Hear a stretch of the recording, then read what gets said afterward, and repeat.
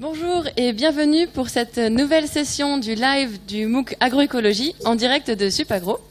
Je nous présente, nous sommes Victorien et Julia, deux étudiants en agroécologie à Supagro, et nous allons présenter avec l'aide de David et Alexandra ce live aujourd'hui.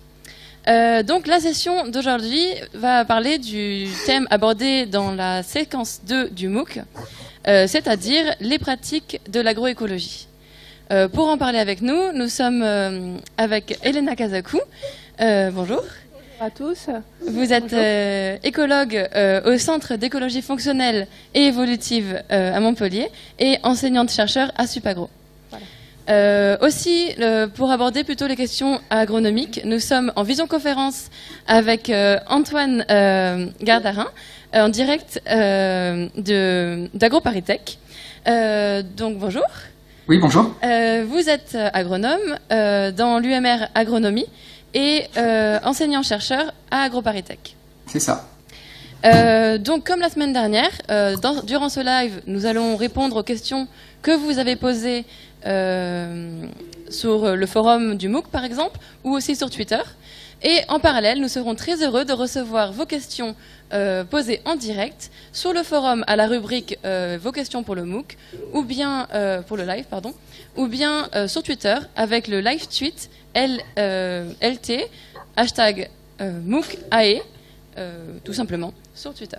Merci beaucoup. Une dernière petite information, une nouveauté cette semaine. Il y a un pad qui est mis à disposition sous cette vidéo si vous voulez participer à une prise de notes collective pour rédiger un compte-rendu participatif de ce live. Merci à tous et je vais laisser la parole à Victorien pour la première question. Alors merci Julia, bonjour à tous.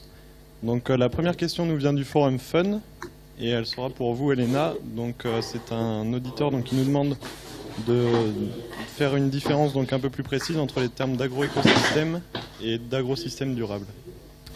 Oui, merci d'abord pour cette première question. Alors un agroécosystème, ça peut être aussi un agrosystème, est un écosystème qui est modifié par l'homme afin de pouvoir l'exploiter. Donc c'est un agroécosystème qui est sous la gestion agricole. Donc il est ouvert aussi à d'autres écosystèmes, mais l'essentiel c'est de transférer l'énergie et les matériels. Et donc il a une pression anthropique assez forte. C'est un milieu qui est fortement artificialisé, plus homogène que les écosystèmes naturels. Et donc il est caractérisé par une forte production primaire. Donc il a un apport aussi énergétique par l'homme, par les intrants, que ce soit pour augmenter cette production. L'agroécosystème durable, c'est toujours un écosystème qui doit être sous la pression des activités humaines et son objectif reste quand même d'avoir une rentabilité assez élevée, mais cette fois, on s'inspire des principes d'agroécologie afin de pouvoir pas juste avoir des écosystèmes qui sont productifs, mais aussi durables. Donc ça veut dire qu'ils respectent les différentes ressources naturelles. Donc on va essayer de réduire les intrants et de prendre en compte aussi la durabilité en termes de ressources.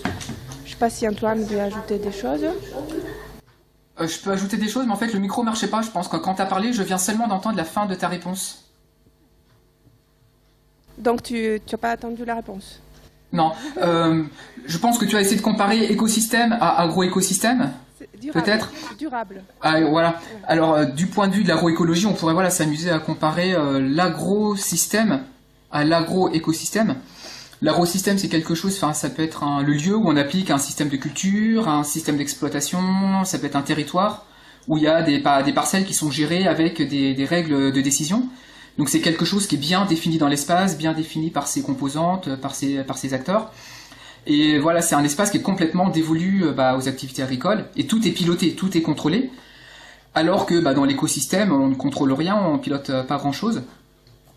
Et je pense que quand on parle dans l'idée dans agro-écosystème, c'est de se dire, on va pas forcément tout piloter ou tout manipuler, mais on va redonner un peu plus de place au processus naturel, pour avoir des régulations qui sont naturelles. Certes, elles vont rester pilotées par l'homme quelque part, mais on va plus faire confiance au processus naturel pour essayer d'avoir à peu près les mêmes types de propriétés des écosystèmes en tant que d'auto-organisation, en tant que d'auto-régulation. Et puis quand on parle d'agro-écosystème, il y a l'idée de se baser un peu sur les connaissances d'écologie, où l'étude des stratégies des organismes permet de comprendre comment ils fonctionnent dans un milieu donné. Donc ça, c'est l'écologie fonctionnelle, où on travaille à l'échelle des écosystèmes. Et l'idée, c'est de se baser un peu là-dessus dans les agro-écosystèmes pour comprendre, finalement, insérer des formes de biodiversité, se baser sur les lois de l'écologie, les lois de connaissance du fonctionnement de la biodiversité, pour essayer d'utiliser cette biodiversité dans les agro-écosystèmes, pour avoir le même type de fonctionnement en termes d'autorégulation.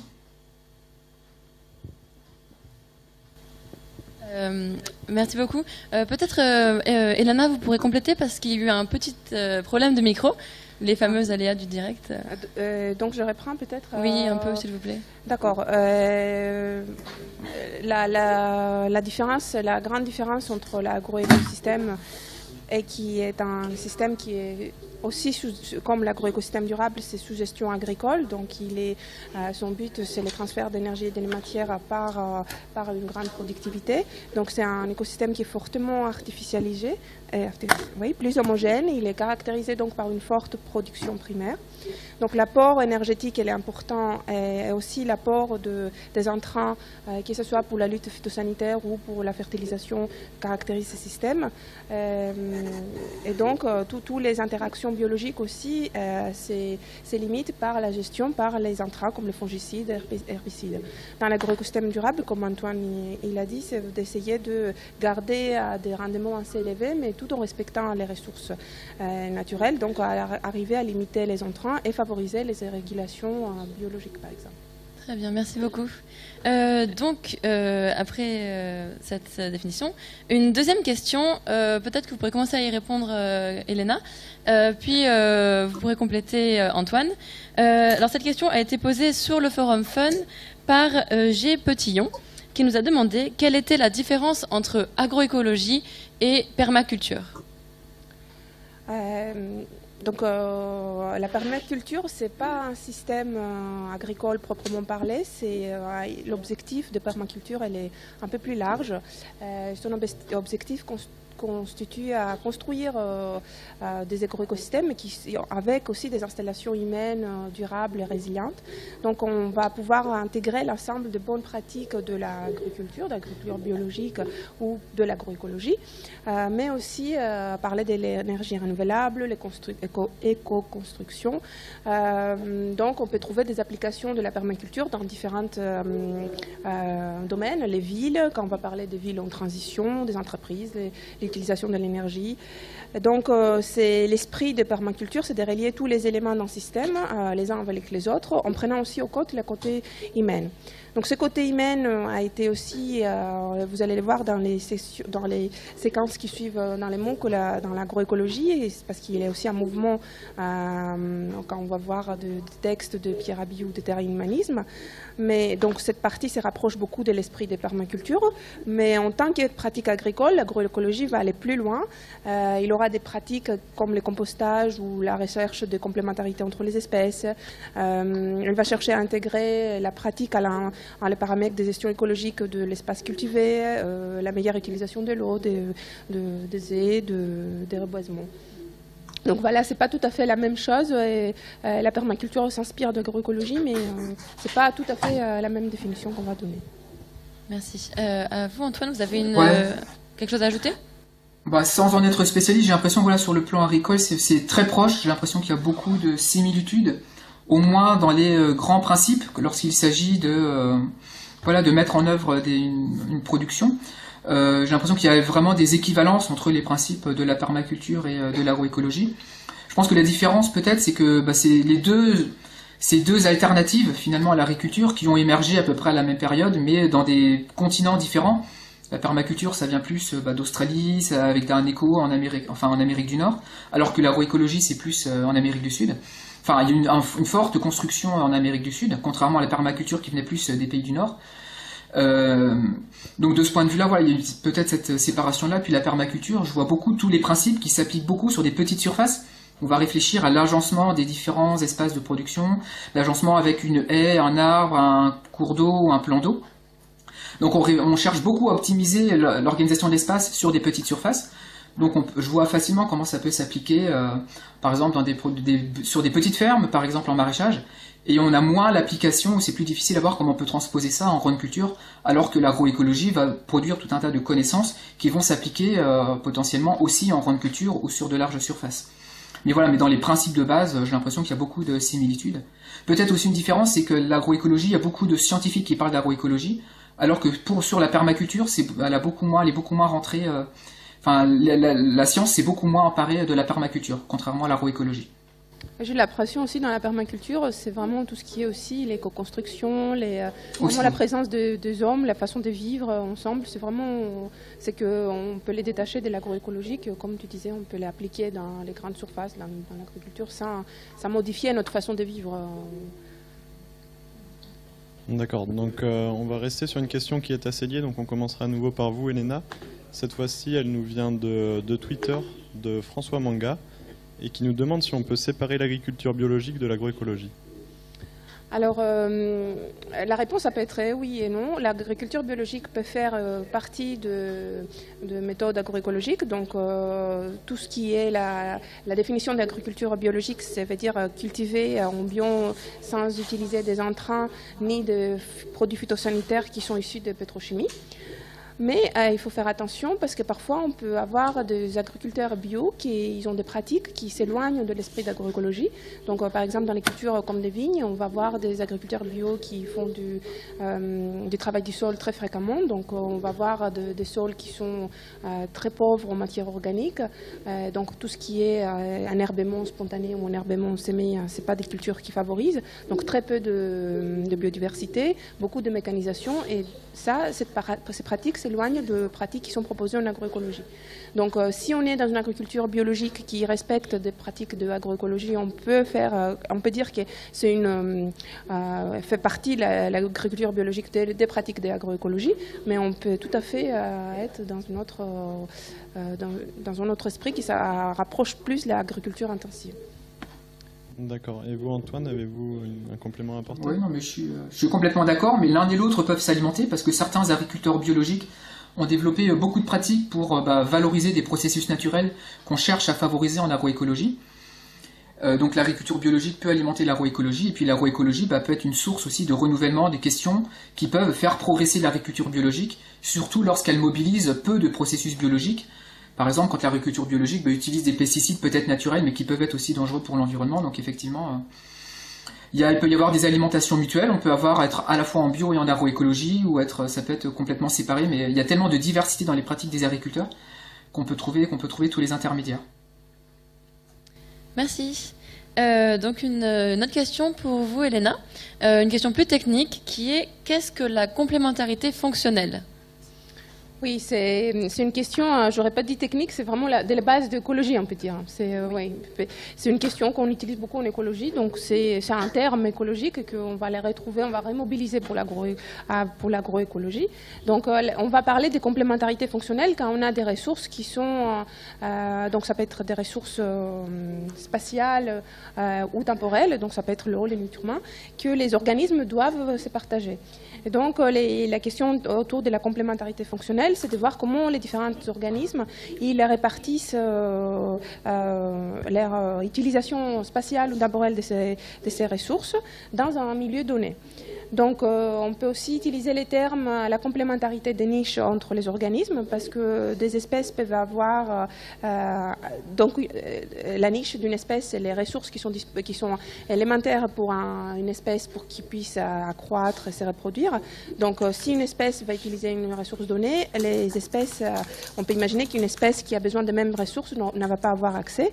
Donc l'idée de complémentarité fonctionnelle, c'est d'avoir des espèces qui arrivent à utiliser des ressources avec de différentes façons. Donc, je peux vous donner plutôt des exemples qui ça pourrait être appliqué. Donc, des espèces qui limitent donc la compétition avec les ressources. Donc, on va parler, quand c'est la ressource, c'est l'azote, on peut parler d'une espèce qui est non fixatrice d'azote et une plante fixatrice. Et donc, la deuxième espèce va utiliser l'azote qui se trouve dans les sols et l'autre va utiliser l'azote fixatrice. Donc, les systèmes racinaires et les systèmes système d'utilisation des ressources va jouer sur cette complémentarité. Donc notre exemple, c'est vraiment par rapport aux racines, c'est les profondeurs des racines dans les sols. Ou même, par la suite, dans les prairies permanentes, on peut parler d'un décalage phénologique des espèces qui permet une coexistence des espèces tout en gardant une production de fourrage qui est de qualité. Donc cet concept d'écologie, on essaye vraiment de le mobiliser pour l'agroécologie afin de concevoir des systèmes qui permettent la coexistence de plusieurs espèces pour utiliser au même endroit, dans l'espace et dans les temps, les milieux et continuer à produire de la biomasse nécessaire. D'accord. Donc la question suivante s'adresse plus à vous, Antoine. Donc, sur les légumineuses, donc c'est cette fois Sébérodier sur le forum de Fun qui nous demande comment valoriser la réintroduction des légumineuses et quels seraient les freins à une telle réintroduction. Alors il y a plein de manières de valoriser l'introduction de légumineuses. Souvent dans les exploitations qui sont spécialisées en production céréalière et où il n'y a pas d'élevage, souvent les légumineuses elles peuvent être soit récoltées puis valorisées en termes de graines. Et là il y a beaucoup de débouchés pour la production d'aliments pour les animaux. Les débouchés existent déjà largement, potentiellement, puisque beaucoup d'animaux de l'élevage en France sont nourris avec du soja qui vient d'Amérique du Sud. Donc on a besoin de beaucoup de légumineuses, donc on peut potentiellement en produire beaucoup en Europe. Il y aurait il y a une consommation énorme par l'élevage. Il peut y avoir une petite consommation pour l'alimentation humaine de légumineuses comme une source de protéines en remplacement de protéines d'origine animale. Mais ce que font aussi beaucoup d'agriculteurs, en fait, c'est utiliser les légumineuses comme des plantes de service, c'est-à-dire des plantes qui sont là pour produire des services autres que le service direct de production agricole. Et on va utiliser ces légumineuses pour couvrir le sol, par exemple, pour protéger le sol de l'érosion, pour apporter de l'azote, pour enrichir le sol en azote, puisque les légumineuses ont la possibilité elles ont des symbioses avec les bactéries du sol, et les légumineuses ont cette capacité de fixer l'azote atmosphérique en forme d'azote minéral dans le sol. Et donc une couverture de légumineuses peut enrichir le sol en azote, et cet azote qui va bénéficier à la culture qui va suivre la légumineuse. Les légumineuses peuvent améliorer la disponibilité du phosphore, soit pour la culture qui suit, soit pour la culture qui est cultivée en mélange avec la légumineuse. C'est le cas par exemple quand on fait des associations céréales légumineuses. Et donc vous verrez ça, ce sera un cas d'étude que vous verrez plus tard dans le MOOC. Donc il y a la valorisation à la fois en tant que plante de service, on ne les récolte pas, mais elles servent à couvrir le sol, à empêcher la croissance des adventices. Elles servent à apporter de l'azote dans le sol, c'est une utilisation qui se développe beaucoup. Ou alors on récolte ces légumineuses comme une culture classique, et ça peut servir à produire des aliments à l'alimentation humaine ou animale. Donc il y a il y a une large palette de valorisation des légumineuses. La gamme des possibles est très très grande. Et je pense que en cherchant, vous aurez des exemples dans ce MOOC, il y a plein d'utilisations possibles. Et alors les freins à la réintroduction, il y en a plein à tous les niveaux. C'est-à-dire que en Europe, on a beaucoup abandonné la culture des légumineuses puisque beaucoup d'acteurs se sont un peu désinvestis dans les cultures des légumineuses, que ce soit au niveau de la sélection, que ce soit au niveau de la recherche et de la production de références techniques pour conduire une diversité de légumineuses, que ce soit au niveau de la mise à disposition des connaissances techniques auprès des agriculteurs. Et puis il y a aussi des freins au niveau des débouchés, puisque en fait les acteurs qui collectent les légumineuses et puis les transformateurs se sont complètement adaptés à acheter du soja qui vient d'Amérique du Sud, qui est une production qui est stable dans le temps, qui représente de gros volumes, et ne sont pas forcément organisés pour collecter les quelques légumineuses qu'on pourrait produire en France, puisque la production est devenue tellement anecdotique que finalement ils ne cherchent pas à s'embêter entre guillemets avec quelques petites quantités de légumineuses qu'on produirait en Europe. Et donc ça c'est très bien expliqué, je l'explique pas très bien, mais si vous voulez en savoir beaucoup plus, je vous invite à chercher dans un moteur de recherche, à taper freins et leviers à la diversification des cultures. Donc c'est freins et leviers à la diversification des cultures, vous tapez ça dans un moteur de recherche, c'est un rapport qui est sorti en 2013 je crois, qui a été coordonné par Jean-Marc Ménard et Antoine Messéan. Donc il y a un très gros rapport et puis une synthèse qui est plus petite. Et ce rapport explique très bien tous les freins à tous les niveaux de la filière, tous les niveaux depuis la production de connaissances, depuis l'amélioration variétale jusqu'au débouché. tous les freins qui font que les légumineuses, c'est difficile de réintroduire des légumineuses.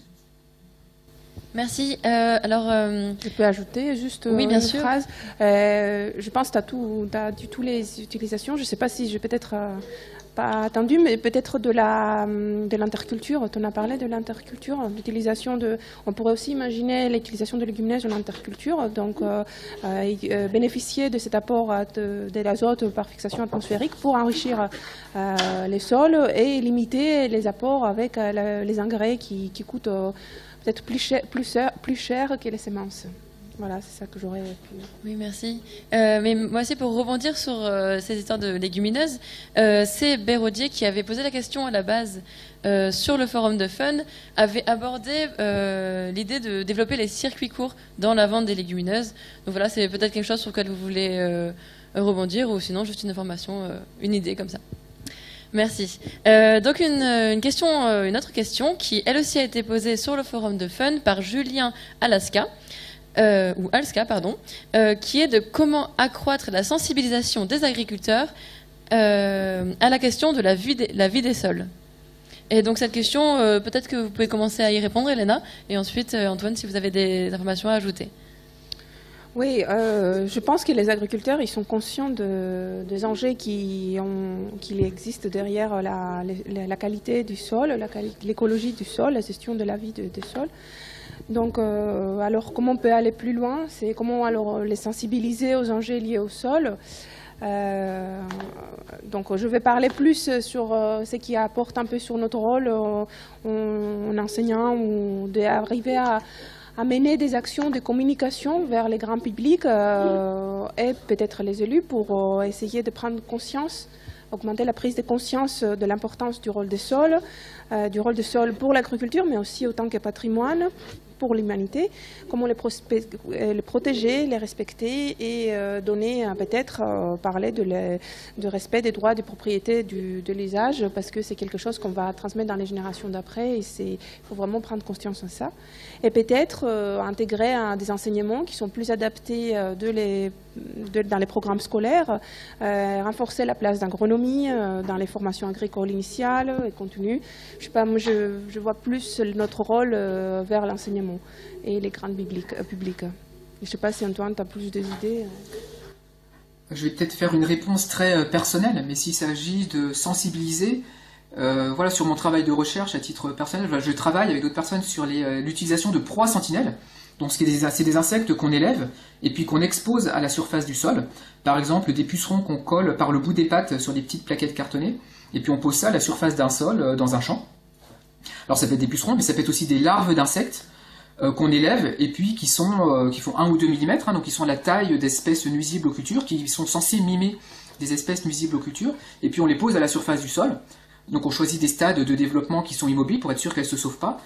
Et on met ça à la surface, on peut mettre ça à la surface de sol dans différents champs, une quantité connue. Et en fait, quand on revient le lendemain matin, c'est extrêmement surprenant de voir à quel point souvent tout disparaît pendant la nuit.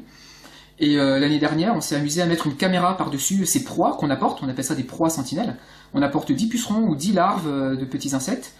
Et en fait, on met une caméra et c'est extraordinaire de voir à quel point, en fait, il se passe plein de choses pendant la nuit. Et c'est là qu'on peut vraiment se rendre compte à quel point ce que c'est qu'un sol vivant, avec donc j'ai beaucoup de prédateurs, beaucoup de faune qui vit à la surface du sol et nocturne. Et donc en fait on est capable de voir beaucoup de carabes, de staphylins, d'opilions, d'araignées qui viennent manger toutes les petites bestioles que nous on peut apporter. On peut voir des vers de terre qui sortent de leur galerie et puis qui balayent la surface du sol pour ramasser la matière organique. Mais des fois voilà, sur des petites surfaces de quelques dizaines de centimètres carrés, il peut se passer tout le temps quelque chose pendant des nuits complètes. Et donc, en termes de sensibilisation, je pense que voilà, être capable de montrer ça à des agriculteurs, ce qui se passe dans leur champ par rapport à une autre parcelle, ou simplement, enfin, je trouve que c'est très très marquant de voir que voilà, la nuit se passe plein de choses et que toutes les petites proies qu'on peut apporter, tout disparaît. Donc ça permet de se rendre compte qu'il y a un potentiel de régulation qui est énorme, de régulation par exemple d'insectes qui pourraient être nuisibles à la culture. Donc c'est le rôle de la recherche, exactement ce qu'il dit Antoine, de vulgariser ou montrer les résultats scientifiques, vraiment de l'importance de cette vie dans les sols et pour la gestion agricole. Et par exemple, on peut ajouter aussi le rôle des carabes, Antoine, pour la gestion de la banque de graines pour les adventices, qui est quelque chose qui devient de plus en plus étudié et ça pourrait être vraiment un levier pour diminuer ces stocks de semences qui peut poser vraiment des problèmes dans l'agriculture. Il faut montrer les résultats scientifiques et arriver à persuader. D'accord, donc la question suivante sera pour vous, Antoine. Elle nous vient de Ferdi73, donc du Forum Fun. Elle concerne cette fois les OGM. Donc il nous demande si ceux-ci peuvent être un levier de l'agroécologie ou si au contraire ils doivent en être proscrits. Et quels seraient les autres leviers dans ce cas alternatifs aux OGM à utiliser dans un contexte agroécologique? C'est vrai qu'en général, les personnes qui s'expriment sur le sujet, vous avez dû le voir dans l'étape 2 avec le témoignage de Michel Griffon. Enfin voilà, on peut avoir des opinions très différentes selon que la personne s'exprime plus du point de vue du militant ou alors selon que la personne soit plus un scientifique. Donc c'est vrai que du côté militant, les arguments éthiques sont beaucoup mis en avant et je pense que la séquence 1 du MOOC vous a peut-être aidé à réfléchir sur les relations homme-nature et chacun peut avoir son propre avis. Finalement, à quel point est-ce que les OGM c'est une artificialisation supplémentaire par rapport à ce qu'on faisait avant? Est-ce qu'on l'accepte, est-ce qu'on l'accepte pas? Bon, sur le plan scientifique, c'est pas évident de décider qu'est-ce qu'on accepte, qu'est-ce qu'on n'accepte pas, à partir de quand on considère que tout ce qu'on a fait jusqu'à maintenant c'est acceptable et puis ce qu'on fait aujourd'hui c'est inacceptable en termes d'éloignement ou de séparation par rapport à la nature. Je pense qu'il y a plein d'autres arguments qui peuvent nous aider à juger est-ce qu'un OGM est acceptable ou pas. Je pense que, on peut juger, mettre tous les OGM dans la même boîte. Moi, je vais plutôt avoir un avis. Ça dépend ce qu'on en fait. Il y a la technique de la transgenèse qui permet de manipuler les plantes. Mais après, en tant que scientifique, moi, je vais peut-être plus raisonner sur ce qu'on en fait, l'utilisation. Est-ce que l'OGM, il est compatible avec l'autonomie des agriculteurs? Vous avez vu dans le MOOC que derrière l'agroécologie, le mot-clé d'autonomie des agriculteurs est très important. Et est-ce que l'OGM, il peut être ressemé librement par les agriculteurs? Est-ce que les agriculteurs peuvent le ressemer pour adapter les semences ou la variété qu'ils ont achetée à leur milieu, à leur contexte climatique, à leur manière de produire? Actuellement, avec les OGM qui existent, c'est pas vraiment le cas. Est-ce que l'OGM, il est conçu comme une solution unique à un problème? Ou alors est-ce qu'il est conçu ou est-ce qu'il est inséré dans un système qu'on a complètement repensé? Si on prend par exemple l'exemple du riz doré, qui était à la base, c'est un projet pour limiter contre certaines carences alimentaires dans certaines populations en Asie, où finalement on cherche à améliorer le riz pour qu'il produise des éléments, des micronutriments ou des vitamines supplémentaires chez des populations qui sont déficientes. Et en fait, si on a un raisonnement un peu plus global à l'échelle du système alimentaire, tel qu'on cherche à le promouvoir en agroécologie, on se rend compte qu'en fait on a des carences alimentaires chez ces populations-là, parce qu'ils ne produisent que du riz, et du coup ils ne mangent que du riz, et c'est ça qui explique leur déséquilibre alimentaire. Et en fait, si ces personnes-là diversifiaient leur culture, produisaient des fruits et des légumes, ils pourraient avoir une alimentation plus équilibrée, et ils pourraient avoir un régime alimentaire qui ne serait pas déficient Et en fait, il n'y a pas besoin d'améliorer génétiquement le riz, il suffit juste qu'ils cultivent une diversité de cultures et qu'ils se nourrissent, qu'ils diversifient leur régime alimentaire. Donc voilà, ça peut être une manière de juger est-ce que l'OGM est réellement utile ou est-ce que finalement, avec une vision plus globale, finalement, on se rend vite compte souvent que les OGM ne sont pas utiles. On peut se dire est-ce que l'OGM il est fait pour continuer à faire des monocultures de maïs ou de soja et est-ce qu'il est fait pour faire perdurer un système qui actuellement n'est pas durable? Ou est-ce que au contraire l'OGM c'est un petit bout d'une solution dans un système qu'on a complètement repensé en diversifiant les rotations, en remettant des haies, en mettant plein d'autres techniques? Et donc avec ces quelques éléments, je pense que si on réfléchit à quels sont les piliers de l'agroécologie, l'autonomie, la diversification, la vision globale, souvent on peut se rendre compte que finalement la plupart des OGM ne sont pas vraiment compatibles avec ça et qu'on n'en a pas besoin. Et donc, mais voilà, avec cette manière, ces quelques éléments que je vous donne là, je pense que ça n'interdit pas par principe, on peut très bien imaginer, comme le dit Michel Griffon, que certains OGM soient réfléchis pour s'inscrire dans le cadre d'une agriculture durable, multifonctionnelle, pour valoriser des régulations biologiques. De ce point de vue-là, c'est pas impossible qu'on développe des OGM qui soient compatibles avec l'agroécologie, même si dans la situation actuelle, c'est pas du tout le cas. Mais c'est pas très surprenant parce que les OGM, c'est souvent, c'est un tel investissement en moyens, c'est un énorme investissement pour produire des variétés OGM, donc forcément, il n'y a que les grosses multinationales qui ont les moyens de produire ces OGM-là, et forcément, ces grosses entreprises vont chercher à avoir un retour sur investissement en compensant par des ventes de semences ou d'intrants.